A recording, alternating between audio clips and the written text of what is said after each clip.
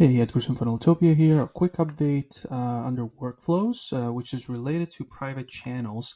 There's now both triggers and actions related to adding or removing people from private channels. So if we check triggers just in any workflow, so yeah, check for channel over here, you can say private channel access granted, private channel access revoked, right? So, if you have a trigger, you pick a group is and specific group. Obviously, you need to have a private channel in that group for this to work, but you can use it as a trigger when somebody gets added or removed, and then you can, whatever the action, continue communications with them, send them an email, whatever. And also there can be an action. Let's do, yeah, same thing, grant private channel access. If we click on it, it's the same thing, right?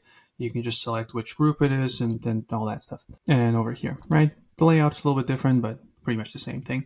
And this could be something like, if they purchase something, they get access to a private channel. So that's kind of one simple use case for people that, maybe it's behind like a paywall, like a specific private channel for only for these people.